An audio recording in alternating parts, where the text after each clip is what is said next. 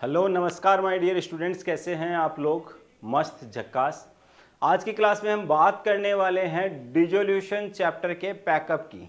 जी हाँ, हम already 3 step की बात कर चुके थे। स्टेप 1 में हमने देखा था कि जितनी भी बैलेंस शीट में एसेट्स एंड लायबिलिटीज़ होती है उनको हमें ट्रांसफ़र कर देना होता है रेस्पेक्टिव अकाउंट में। रेस्पेक्टिव अकाउंट से हमारा मतलब था realisation account, partners capital account, cash account and partners loan account.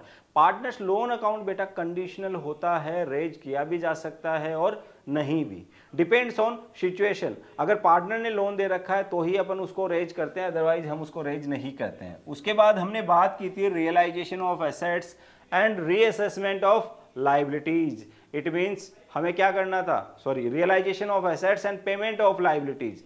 पूरी एसेट्स को हमें सेल आउट करके उनको रियलाइज करना है एंड पेमेंट कर देना है किसको, लायबिलिटीज को। देन स्टेप 3 में हमने बात की थी कि डिसोल्यूशन प्रोसीजर कंप्लीट करने के लिए कुछ खर्चे होते हैं, या तो वो खर्चे फर्म पेमेंट कर देती है अपने हाथ से, या फिर वो खर्चे कोई पार्टनर जो है वो बियर कर लेता है कि भाई साहब मैं पेमेंट कर दूंगा, ठीक है, आप तो मुझे इतने रुपए दे दीजिए। तो वो अलग अलग सिचुएशन में अलग अलग एंट्रीज होती है, वो अपन ने लास्ट क्लास में बात कर ली थी। ऐसे करके 3 स्टेप अपन ने कवर कर ली थी।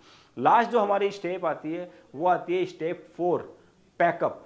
ठीक है, तो अब हमने जो भी अकाउंट ओपन किए हैं उन सारे अकाउंट को हमें क्या कर देना है, पैकअप कर देना है। तो पार्ट 4 में हम बेसिकली पढ़ने वाले हैं पैकअप। तो पैकअप में हम क्या करेंगे वो सारी चीज़ें हम बाद में देखेंगे। पहले जो प्रैक्टिकली हमने स्टेप 1, 2, 3 अप्लाई की थी उनका थोड़ा सा एक रिव्यू ले लेते हैं, रिवाइज कर लेते हैं उनको।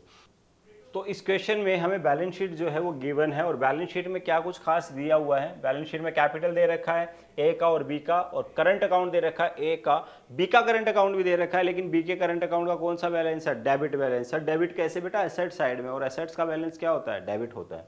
ठीक है, जनरल रिजर्व दे रखा है। तो हमने देखा था सबसे पहले स्टेप 1 में transfer all the assets and liabilities to respective account. तो पार्टनर्स कैपिटल अकाउंट में क्या क्या ट्रांसफर होता है, पार्टनर्स कैपिटल अकाउंट में ट्रांसफर हो जाता है आपका कैपिटल का बैलेंस। ठीक है, तो सबसे पहले ट्रांसफर कर देते हैं हम कैपिटल का बैलेंस। तो कैपिटल का जो बैलेंस है उसको मैं टिक मार्क कर देता हूं, और इसको हम ट्रांसफर कर देते हैं कहां पे, पार्टनर्स कैपिटल अकाउंट में। तो ये रहा आपका पार्टनर्स कैपिटल अकाउंट, और यहाँ पे 3 लाख एंड 2 लाख जो है कैपिटल का बैलेंस ट्रांसफर कर दिया गया है। ठीक है, कैपिटल का बैलेंस ट्रांसफर करने के बाद नेक्स्ट जो बात हम करते हैं यहाँ पे, पार्टनर्स कैपिटल में और क्या क्या ट्रांसफर होता है other than capital. Sir current account का बैलेंस ट्रांसफर होता है। तो देखो ए का करंट अकाउंट का बैलेंस दे रखा है, ठीक है, तो ये किधर जाएगा, credit side of partners capital account. B के करंट अकाउंट का balance debit side of partners capital account. तो ए का करंट अकाउंट का बैलेंस है 50,000 और उसका 20,000। तो ये 50,000 एंड 20,000, देखिए 50,000 यहाँ पे आ गया, और ये 20,000 बी का जो बैलेंस है वो इधर आ गया, क्योंकि एसेट साइड में गिवन था। इसके अलावा पार्टनर्स कैपिटल अकाउंट में एक जाता है आपका accumulated profit reserve and losses. तो एक्यूमुलेटेड प्रॉफिट के नाम पे यहाँ पे जनरल रिजर्व है, क्या है, जनरल रिजर्व। तो जनरल रिजर्व हम ट्रांसफर कर देते हैं कहाँ पे, पार्टनर्स कैपिटल अकाउंट में। तो credit side of partners capital account कुछ इस तरीके से ट्रांसफर हो जाएगा आपका जनरल रिजर्व, और डिस्ट्रीब्यूट हो जाएगा पार्टनर्स के पीएसआर में। पीएसआर नहीं दी वन क्वेश्चन में तो इक्वली रह जाएगा 1:1 में। तो 15,000 एंड 15,000 हमने रिजर्व जो है वो भी ट्रांसफर कर दिया। आगे बढ़ते हैं, पार्टनर्स कैपिटल अकाउंट में ट्रांसफर करने के लिए आपने कहा था sir balance of capital, balance of current account, accumulated profits reserve and losses. अब बात आती है नेक्स्ट अकाउंट की, कि पार्टनर्स कैपिटल अकाउंट के बाद हम क्या बनाते थे, पार्टनर्स लोन अकाउंट। तो देखिए पार्टनर कौन है, ए है और बी है। ठीक है, यहाँ लोन किसका दे रखा है, एज लोन दे रखा है। तो ये लोन किसका लोन है, पार्टनर्स लोन है। ए कौन है, पार्टनर, तो ये एज लोन जो है ये क्या है, पार्टनर्स लोन है। और पार्टनर्स लोन अकाउंट सेपरेट बनाया जाता है। क्या मिसेज बीज लोन अकाउंट हम सेपरेट बनाएंगे ना, नहीं बनाएंगे। क्यों नहीं बनाएंगे, क्योंकि बी की वाइफ जो है वो पार्टनर नहीं है, वो एक एक्सटर्नल पार्टी की तरह हम उसको डील करते हैं। तो यहाँ पे हम एज लोन अकाउंट में 40,000 जो है बैलेंस जो है ट्रांसफ़र कर देना है हमें। तो 40,000 हम ट्रांसफ़र कर देंगे ए के लोन अकाउंट में, जो ये रहा। यहाँ तक तो हो जाती है आपकी स्टेप 1 की का ये। अच्छा, कैश का बैलेंस जो है वो कैश में ट्रांसफ़र हो जाएगा। बाकी जितनी भी एसेट्स एंड लाइबिलिटीज़ बची वो सारी की सारी कहाँ चली जाएगी, रियलाइजेशन में। तो क्या क्या एसेट्स एंड लाइबिलिटी बची है देखते हैं। एसेट्स की अगर मैं बात करूं तो building, machinery, goodwill, trademark, debtors. ठीक है, कैश अकाउंट में चला ही गया। तो ये जो एसेट है आपकी 1 2 3 4 5, ये 5 एसेट जो है ये ट्रांसफर हो जाएगी रियलाइजेशन के डेबिट साइड में बुक वैल्यू पे। तो 3 लाख 2 लाख 10 60 एंड 20,000, तो 3 लाख 2 लाख 10,000 60 20, ठीक है। और डेटर्स कितने हैं आपके, डेटर्स हैं आपके 60,000, तो 60,000 से आपके डेटर्स भी ट्रांसफर हो गए इस साइड। लाइबिलिटी जितनी भी है आपकी वो इधर आ जानी है। तो वहाँ पे जब बैलेंस शीट में आप देखेंगे तो लाइबिलिटी साइड में 2 लाइबिलिटी बची हुई है, मिसेज बीज लोन और क्रेडिटर।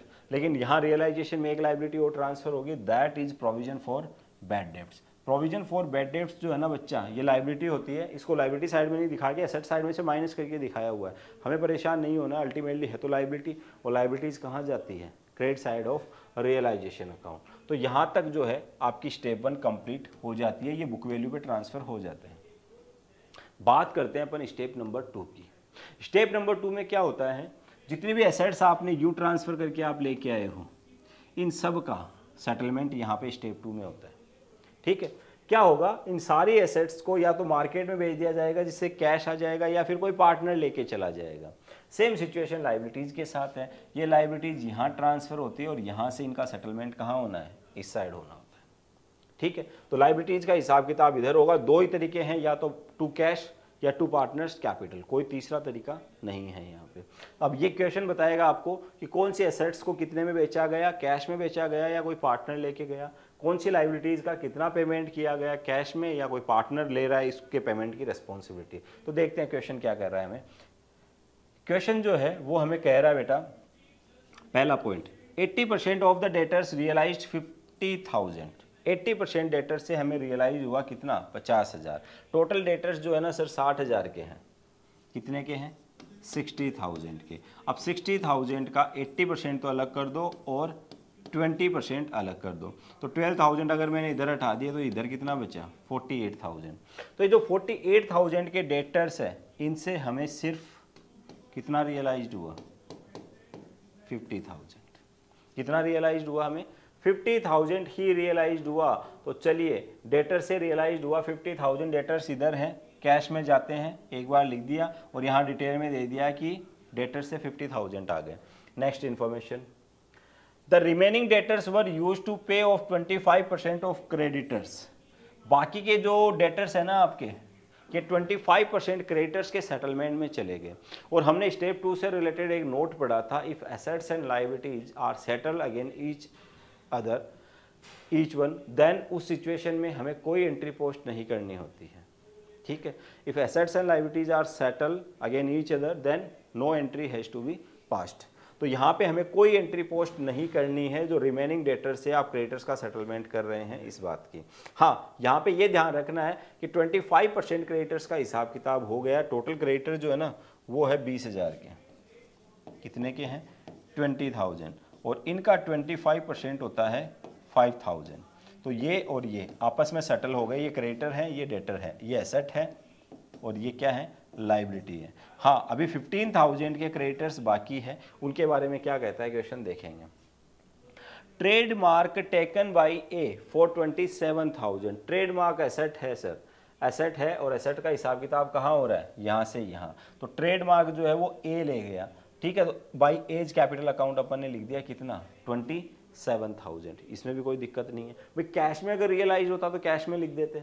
और यहाँ पे क्वेश्चन में क्या इन्फॉर्मेशन है, बिल्डिंग रियलाइज्ड 1,52,000। तो ठीक है, कैश में रियलाइज्ड हो गई, दोबारा बाई कैश नहीं लिखने वाले, एक बार लिखा हुआ है इसी में लिख देते हैं, बिल्डिंग से 1,52,000 हमें रियलाइज्ड हुआ।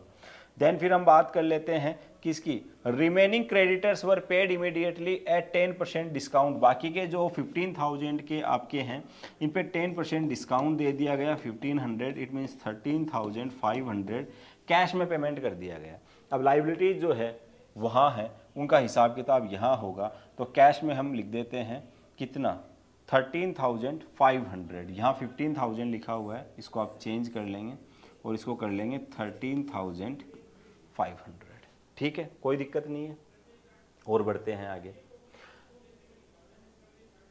Realisation expenses 4,000। अब रियलाइजेशन एक्सपेंसेस जो है ना वो है स्टेप 3, लेकिन क्या स्टेप 2 कंप्लीट हो गई है? चलिए चेक करते हैं स्टेप 2 क्या हमारी कंप्लीट हो गई है क्या। देखिए, बिल्डिंग का काम हो गया। मशीनरी के बारे में कोई इन्फॉर्मेशन थी क्या क्वेश्चन में? कोई इन्फॉर्मेशन नहीं थी। अब हम क्या करें, मशीनरी से कितना कैश रियलाइज्ड हुआ या पार्टनर का नाम लिखें। रूल क्या था? नो था अगर क्वेश्चन साइलेंट है। किसके बारे में? एसेट्स के बारे में और लाइबिलिटी के बारे में। तो रूल क्या था? एसेट के बारे में। एसेट को दो कैटेगरी में बांटा गया था। अगर किसी टेंजिबल एसेट के बारे में कुछ भी नहीं बोल रहा है बेटा, 100% रियलाइज हुआ है, ये मान लेना है आपको, ठीक है। मतलब जितनी उसकी बुक वैल्यू है उतना ही आपको मिला है। अगर इंटेंजिबल एसेट्स के बारे में साइलेंट है तो जीरो मान लेना है आपको, ठीक है। तो यहाँ पे देखते हैं कौन सी एसेट के बारे में। मशीनरी के बारे में कोई इन्फॉर्मेशन नहीं है, ये रहा मशीनरी 2,10,000, ठीक है। गुडविल के बारे में सर कोई इन्फॉर्मेशन नहीं है। क्या करे गुडविल का? कुछ ही नहीं करना, जीरो रियलाइजेशन मान के चल रहे हैं। ट्रेडमार्क तो ले गया ना, ए ले गया, ठीक है। अच्छा, डेटर्स की बात भी हो गई थी, हमारी कंप्लीट हो गई थी। कुछ डेटर्स कैश में रियलाइज्ड हो गए थे और कुछ क्रेडिटर्स के अगेंस्ट सेटल हो गए थे। अब बात करते हैं लाइबिलिटी। मिसेज बीज लोन के बारे में कोई इन्फॉर्मेशन नहीं है बेटा, 100% पेमेंट मानना है, क्योंकि नोट क्या था? एक नोट था कि अगर लाइबिलिटी के लिए क्वेश्चन साइलेंट है उस केस में 100% पेमेंट कर दिया हमने, ऐसा मान के चलते हैं हम। क्रेडिटर से को 13,500 हमने पेमेंट किया, ठीक है। कुछ क्रेडिटर सेटल हो गए थे डेटर से, बचे हुए ऐसे पेमेंट कर दिए। अब नेक्स्ट स्टेप की बात करते हैं अपन, ठीक है। एसेट्स और लाइबिलिटी की तो बात आपकी हो गई सारी की सारी। प्रोविजन के बारे में नो नीड टू पे प्रोविजन, कॉमन सेंस लगाओ। प्रोविजन आपने बनाया फ्यूचर के लिए, फ्यूचर तो आने ही वाला नहीं है, बिजनेस ही बंद करके जा रहे हो, तो क्या अब उस पर प्रोविजन की आपको जरूरत पड़ेगी? नहीं पड़ने वाली है। तो उस प्रोविजन का अभी किसी को कोई पेमेंट करने की जरूरत नहीं है। एक स्टेप आपकी हमने और पढ़ी थी डिसोल्यूशन एक्सपेंसेस की। तो यहाँ पे क्या बोल रहा है? रियलाइजेशन एक्सपेंसेस 4,000 और ये पेमेंट किसने किया है? फर्म ने। तो इसकी एंट्री क्या होनी चाहिए? इसकी एंट्री होनी चाहिए realisation account DR to cash account. और रियलाइजेशन का खर्चा कितना है? 4,000। अब यहाँ रियलाइजेशन अकाउंट क्योंकि डेबिट हुआ है तो रियलाइजेशन अकाउंट के डेबिट साइड में पोस्टिंग आएगी टू कैश। तो रियलाइजेशन अकाउंट के डेबिट साइड में टू कैश तो हमने लिख रखा है, उसी में लिख दो ना एक साथ, तो एक साथ ही एंट्री हो जाएगी। भाई रियलाइजेशन टू कैश ही मिसेज बीज लोन के लिए होनी है, रियलाइजेशन टू कैश क्रेडिटर के लिए होनी है, रियलाइजेशन टू कैश होनी है एक्सपेंसेस के लिए। डेट एक ही है, तो एक साथ ही हमने क्या किया? 54, 64, 67,500 67,500 से ये एंट्री हमने यहाँ पे पोस्ट कर दी। डन। स्टेप 2 एंड स्टेप 3 आपकी कंप्लीट हो गई है। यहाँ तक हमने बात कर ली थी। बट क्या इनकी पोस्टिंग सेकंड साइड चली गई है? सेकंड साइड बोले तो यहाँ पे आपकी एक एंट्री हुई रियलाइजेशन टू कैश। एंट्री क्या हुई? Realisation to cash. सर इस एंट्री में रियलाइजेशन डेबिट हुआ था इसलिए डेबिट साइड में पोस्टिंग चली गई, लेकिन कैश अकाउंट भी तो क्रेडिट हो रहा है। कैश अकाउंट के क्रेडिट साइड में पोस्टिंग जानी चाहिए कि नहीं जानी चाहिए? जानी चाहिए 67,500 से। तो कैश अकाउंट के क्रेडिट साइड में आप पोस्टिंग डालेंगे बाय रियलाइजेशन अकाउंट 67,500, ठीक है। तो 67,500 आपने पोस्टिंग डाल दी वहां पे। यहां पे आते हैं, यहां पे आपकी एंट्री बनी cash account debit to realisation, cash to realisation इस एंट्री में क्या हुआ? क्रेडिट, तो क्रेडिट साइड में पोस्टिंग है। लेकिन इसी एंट्री में कैश अकाउंट डेबिट हो रहा है तो कैश अकाउंट के डेबिट साइड में 4,12,000 से पोस्टिंग आनी चाहिए कि नहीं आनी चाहिए? टोटल कर लेते हैं 4,12,000, बिल्कुल सही है। तो 4,12,000 से कैश अकाउंट के डेबिट साइड में 4,12,000 से टू रियलाइजेशन अकाउंट, ठीक है। अभी बात खत्म नहीं हुई है, और बात करते हैं अपन। एक एंट्री हुई है यहां पे A's capital account debit to realisation.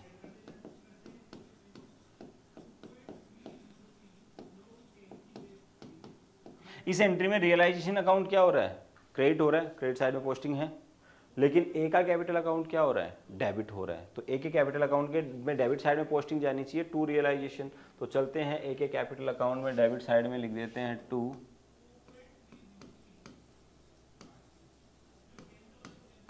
Realisation account. अच्छा, अमाउंट कितना था? कितने में लेके गया था? 27 में, बिल्कुल जी 27 में। तो 27,000 आप यहाँ पे लिख दीजिए। ठीक है, तो कितनी एंट्री पोस्ट की थी आपने स्टेप 2 में? स्टेप 2 में हमारी जो टोटल एंट्री हुई थी, entry number 1, entry number 2 and entry number 3, 3 entry में हमने पूरा काम समेट दिया था। अब बात आती है पार्टनर्स लोन अकाउंट की कि सर पार्टनर्स लोन का सेटलमेंट तो अलग से हो रहा है, स्टेप 2 में उसके बारे में तो कोई बात हुई नहीं। तो देखिए लोन अकाउंट का कौन सा बैलेंस है? क्रेडिट। लाइबिलिटीज़ का सेटलमेंट इधर ही होता है, लेकिन लाइबिलिटीज़ का सेटलमेंट कौन से अकाउंट से किया हमने? रियलाइजेशन से। बट क्यों एज लोन जो है वो अलग से बन रहा है, तो उसका सेटलमेंट अलग से ही होगा। और यहाँ पे आप लिख देंगे टू कैश अकाउंट, क्योंकि क्वेश्चन साइलेंट है इसके लोन के बारे में। साइलेंट है तो जो पेमेंट था वही पेमेंट हमने कर दिया। अब एंट्री यहाँ पे क्या बन रही है? A's loan account debit to cash account. A's loan debit हुआ तो डेबिट साइड में पोस्टिंग। कैश अकाउंट क्या हो रहा है? क्रेडिट। तो क्रेडिट साइड में जाके आप लिखेंगे बाई एज लोन अकाउंट। कितने से? 40,000 से। डन। सिंपल है, कोई दिक्कत वाली बात नहीं है यहाँ तक। ठीक है, आज की क्लास में हम क्या पढ़ने वाले थे?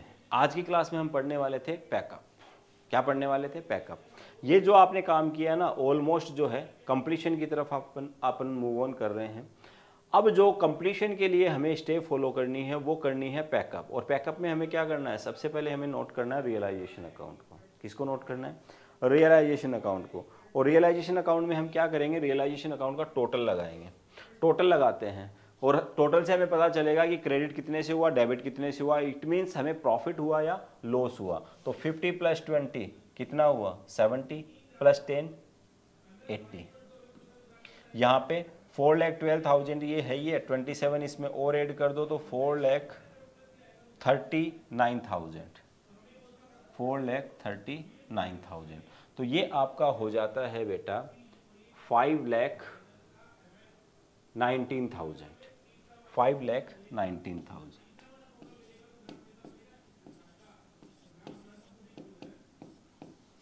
क्रेडिट साइड का टोटल कितना आ रहा है? 5,19,000। डेबिट साइड का चेक करते हैं। 3 + 2 5 5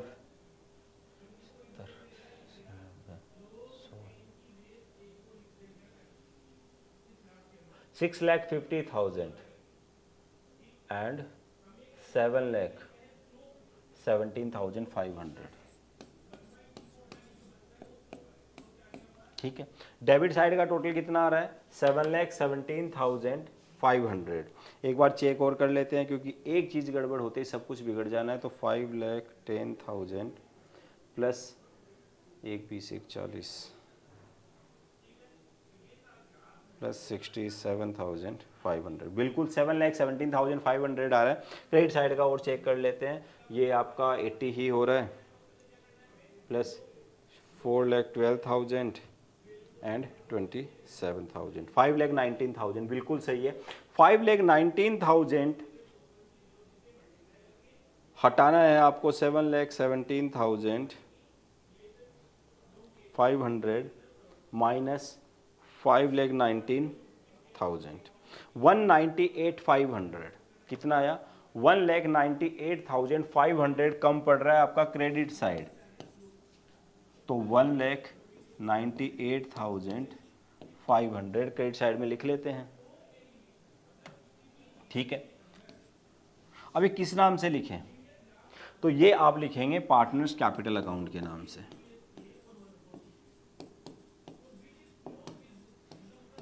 पार्टनर कौन है? A and B. कितना कितना लिखे बेटा? इक्वल इक्वल लिख लीजिए। क्या लिख लीजिए? इक्वल इक्वल लिख दीजिए। तो डिवाइड बाय 2 करोगे तो 99,250 एंड 99,250। डन। तो इस साइड का जो टोटल है आपका वो था 7,17,500। क्रेडिट साइड का टोटल भी आपका हो गया 7,17,500। अब इंटरेस्टिंग पार्ट यहाँ पे ये है कि सर ये चीज़ तो आपने हमें बताई नहीं कि रियलाइजेशन अकाउंट जो है उसको हमें क्लोज कैसे करना है। तो चलते हैं ना, स्टार्टिंग में जो फर्स्ट पेज हमने छोड़ा था वो इसीलिए छोड़ा था, और वो क्या कह रहा था हमें कि जब बात आए पैकअप की बुक्स ऑफ अकाउंट्स क्लोज करने की, तो सबसे पहले आपको किसका पैकअप करना है, रियलाइजेशन का। Balance of realisation account transfer to partners capital account in their PSR in profit sharing ratio.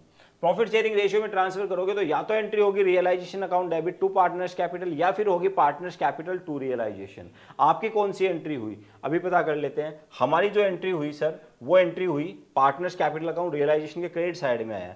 It means realisation तो क्रेडिट हुआ और पार्टनर्स कैपिटल डेबिट, तो partners capital account debit to realisation. Partners capital account debit होने का मतलब क्या है, कम हुआ है। कम हुआ है कब होता है, कम जब नुकसान होता है। तो यहाँ पे नुकसान है बेटा, देखो डेबिट साइड ज्यादा आ गई है, डेबिट साइड ज़्यादा आ गई है, तो यहाँ पे क्या हो गया, आपको नुकसान हो गया। नुकसान उठाना पड़ा पार्टनर को, तो नुकसान उठाना पड़ा, तो 99,250 99,250 इनके डेबिट में लिख देते हैं।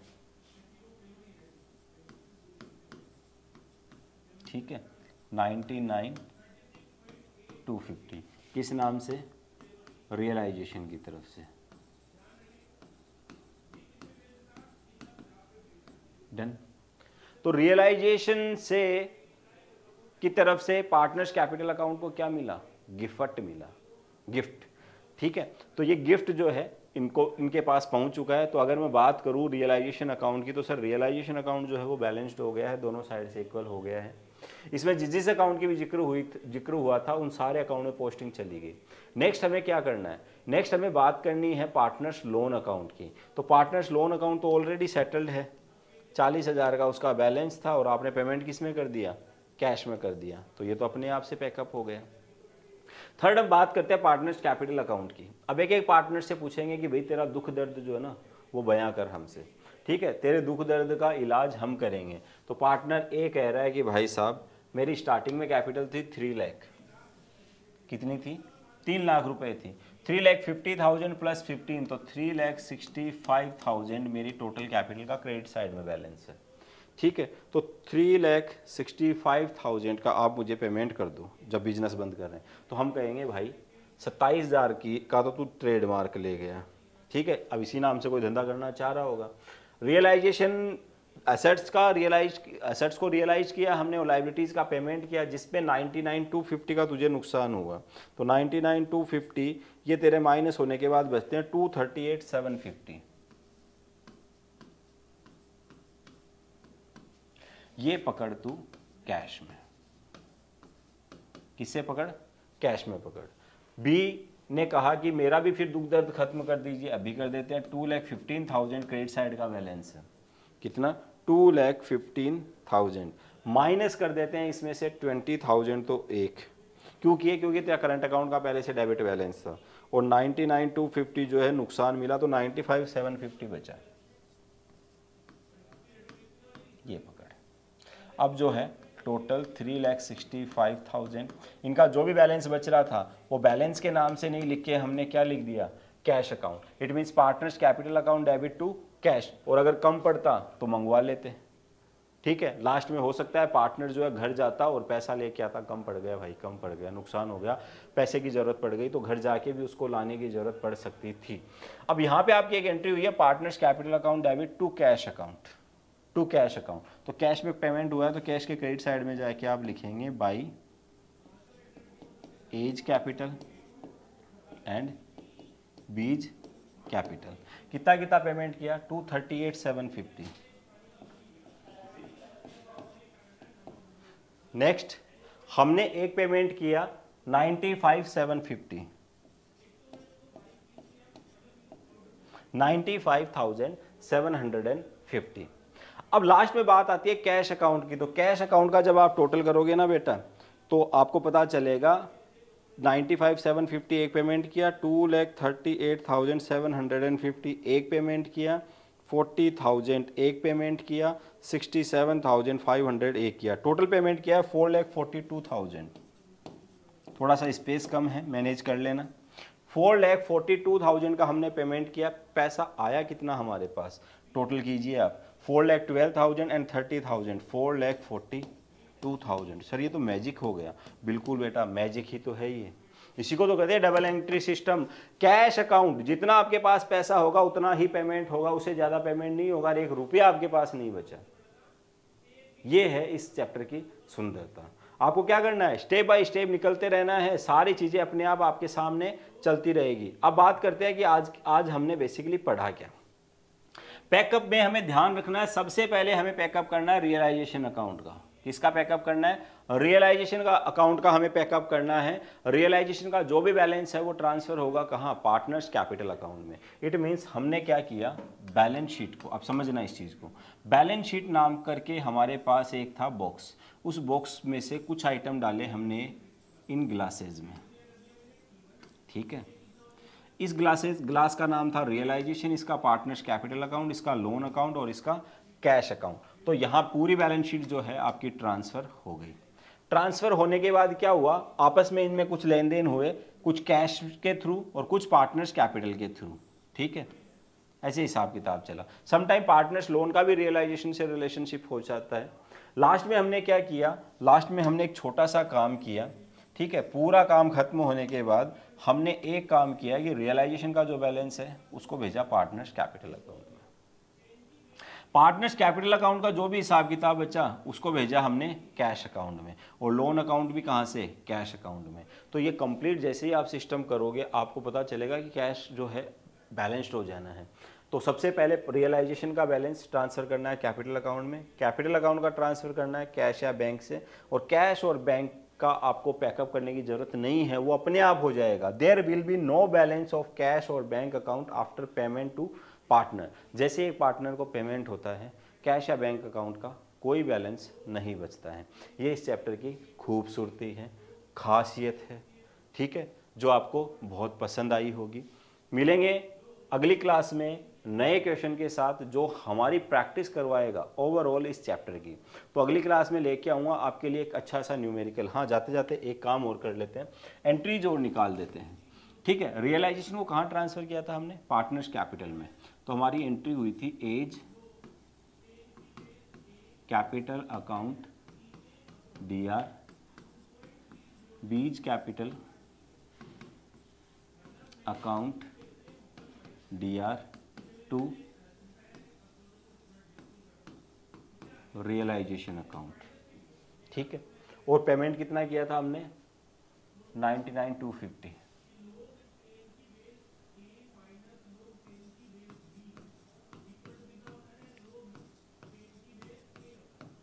ठीक है। टोटल जो बना था हमारा, रियलाइजेशन पे चलते हैं, रियलाइजेशन का पैकअप किया था ना यहाँ पे 198,500 से, 198,500 एक एंट्री। दूसरी एंट्री, पार्टनर्स कैपिटल का पेमेंट किया था कैश में, तो A's capital account debit, B's capital account debit to cash account. एक कैपिटल अकाउंट का फाइनल पेमेंट बना था 238,750,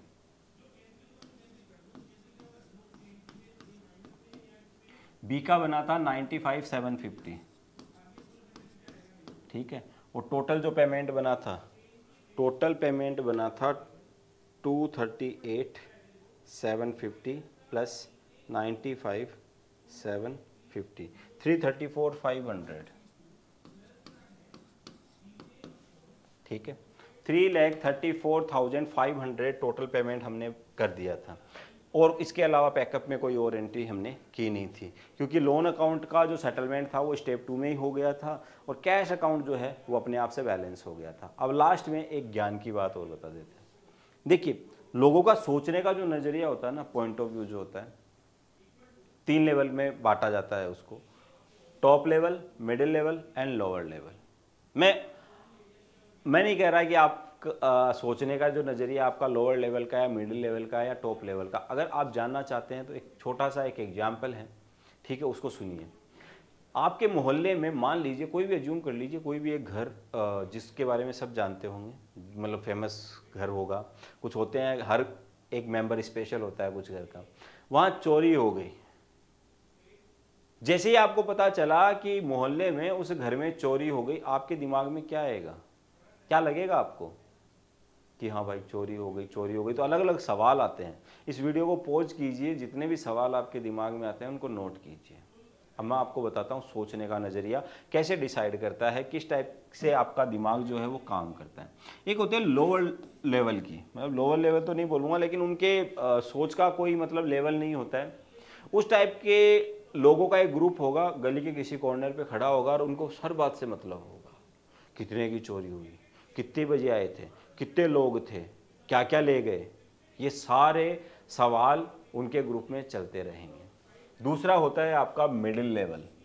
इस टाइप के लोगों का अपना एक ग्रुप होगा। ये आएंगे, ज़्यादा ग्रुप में बैठना इनको कुछ खास पसंद नहीं होता है, बस ग्रुप के पास से निकलते हुए ऐसे ज़रूर पूछेंगे, अरे भाई चोरी जो होनी थी वो तो हो गई, कोई बात नहीं, किसी के चोट वोट तो नहीं आई, पुलिस वुलिस में रिपोर्ट तो नहीं, रिपोर्ट लिखवाई कि नहीं लिखवाई, पैसा तो आता है और जाता है, ठीक है, जान जो है वो कीमती है, किसी का जान नहीं जानी चाहिए, फिजिकली कोई नुकसान नहीं होना चाहिए, पैसे का नुकसान हो गया कोई बात नहीं। उनका सोच का लेवल जो है वो एक लेवल ऊपर होता है, उनको नहीं जानना होता है, वो तो बस ये बोलते हैं कि प्रॉपर जो भी एक्शंस लेने हैं क्या वो एक्शन हमने लिए या नहीं लिए। इसके अलावा एक होते हैं टॉप लेवल के। अगर आप में से किसी भी बच्चे के दिमाग में ऐसा कोई सवाल आया है जो प्रेजेंट करता है टॉप लेवल की थिंकिंग को, तो आप बिल्कुल कमेंट बॉक्स में बताएंगे। एग्जाम्पल सुन लीजिए कि ये सोचते क्या हैं। इनको कोई मतलब नहीं होता है किसके यहाँ चोरी हुई है, इनको कोई मतलब नहीं होता है पुलिस में रिपोर्ट लिखवाई कि नहीं लिखवाई, इनको कोई लेना देना नहीं है कितने रुपए की चोरी हुई। भाई साहब, इनके दिमाग में सिर्फ और सिर्फ एक ही सवाल दौड़ता रहता है, दौड़ता रहता है, दौड़ता रहता है, और वो सवाल ये रहता है कि आफ्टर ऑल ये चोरी जो है ये हो क्यों रही है, क्या रीजन है, क्या बेरोजगारी इसका रीजन है, क्या जरूरत रही होगी उसकी कि वो बंदा मजबूर हो गया चोरी करने पे, या कोई नशे का शिकार है, तो क्या ऐसी बुराइयां हैं, इनको मतलब जड़ से कैसे खत्म किया जाए, ये चोरी होना ही बंद हो जाए, ऐसा क्या किया जाए। ऐसे कुछ सवाल जो है वो चलते रहते हैं टॉप लेवल की सोच रखने वाले लोगों के दिमाग में। तो देश को कौन बदलेंगे, ये लोग। तो सोच का नज़रिया बदलिए भाई साहब, हर चीज़ आपको जो है सुंदर लगेगी और एक लेवल से ऊपर उठ के चीज़ों को देखना शुरू करें। दुनिया जो है बड़ी खूबसूरत है। चलिए मिलेंगे अगली क्लास में नए न्यूमेरिकल के साथ और नई खबर के साथ या नए ज्ञान के साथ।